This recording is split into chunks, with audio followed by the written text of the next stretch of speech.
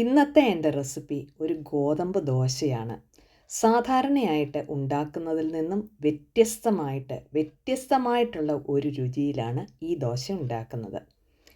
അരി അരയ്ക്കണ്ട, കുതിർത്ത് വെക്കണ്ട. വെസ്റ്റേൺ നാടൻ റെസിപ്പിയിലേക്ക് എല്ലാവർക്കും സ്വാഗതം. ഇതിനായിട്ട് ഞാൻ എടുത്തിരിക്കുന്നത് ഗോതമ്പ് പൊടിയാണ്. 2 കപ്പ് ഗോതമ്പ് പൊടി. ഇതിലേക്ക് 3/4 ടീസ്പൂൺ ഉപ്പും കൂടെ ഇട്ട് നല്ലതായിട്ടൊന്ന് ഇളക്കിയെടുക്കുക. ഇതിൽ ചേർക്കുന്ന വെള്ളത്തിൻ്റെ എമൗണ്ട് ഓരോ പൊടിയുടെ ടൈപ്പിനെ ആശ്രയിച്ചിരിക്കും. ഞാനിവിടെ 2 കപ്പ് ഗോതമ്പ് പൊടിക്ക് ടോട്ടൽ 2 കപ്പ് വെള്ളം തന്നെയാണ് ഉപയോഗിക്കുന്നത്. ഒത്തിരി നീണ്ട ബാറ്ററുമല്ല, പക്ഷേ ഒത്തിരി കട്ടിയായിട്ടുള്ള ഒരു ബാറ്ററുമല്ല, മീഡിയം കൺസിസ്റ്റൻസിയിലാണ് നിൽക്കുന്നത്. ഇവിടെ ഈ ബാറ്റർ ഇളക്കിയെടുത്തിട്ടുണ്ട്. ഈ പരുവമായിരിക്കണം. ഇതിലേക്ക് 1/2 കപ്പ് ചെറുതായിട്ട് ഗ്രേറ്റ് ചെയ്ത ക്യാരറ്റും 1/4 കപ്പ് റെഡും യെല്ലോയും പെപ്പറും കൂടെയാണ് ഇട്ട് കൊടുക്കുന്നത്. ഏത് കളറുള്ള പെപ്പർ ഇട്ട് കൊടുക്കണം, അത് അവനവൻ്റെ ചോയ്സാണ്. കൂടാതെ ഒരു നല്ല രുചി കിട്ടാനായിട്ട് 1/4 കപ്പ് മല്ലിയിലയും ഇതുപോലെ ചെറുതായിട്ടരിഞ്ഞ് ഇട്ട് കൊടുക്കുക. ഇളക്കുക. ഒട്ടും റെസ്റ്റ് ചെയ്യേണ്ട ആവശ്യമില്ല. ഞാനൊരു കുറച്ച് വെള്ളം കൂടെ ചേർക്കുന്നുണ്ട്. അതാണ് ഞാൻ നേരത്തെ പറഞ്ഞത്. ടോട്ടൽ 2 കപ്പ് വെള്ളമാണ് ഞാൻ ചേർത്തത്. വീണ്ടും നല്ലതായിട്ടൊന്ന് ഇളക്കുക. ഇതിൻ്റെ കൺസിസ്റ്റൻസി നോട്ട് ചെയ്യുക.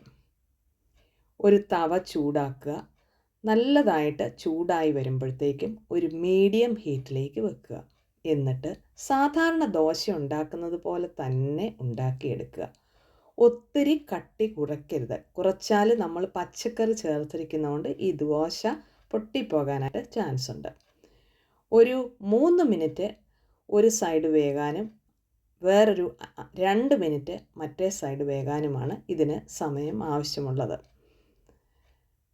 ഈ പരുവമാകുമ്പോഴത്തേക്ക് കുറച്ച് നെയ്യും കൂടെ തേച്ച് കൊടുക്കുക. നെയ്യ് തേക്കുന്നത് അവനവൻ്റെ ചോയ്സാണ്. പക്ഷെ നെയ്യ് തേച്ചാൽ ഈ പച്ചക്കറിയും ഈ ദോശയെല്ലാം കൂടെ മുരിഞ്ഞ് ഒരു വളരെ നല്ല രുചിയിലേക്ക് വരും.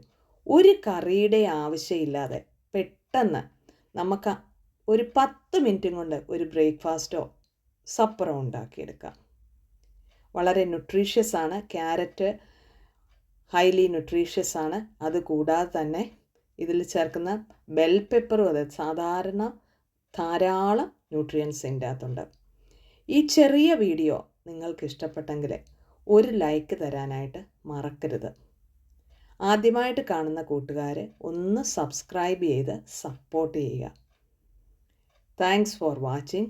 Signing off Shinu Thomas. ഉടനെ തന്നെ പുതിയ ഒരു വീഡിയോയുമായിട്ട് നിങ്ങളുടെ അരികിലേക്ക് വരുന്നതായിരിക്കും. Thank U.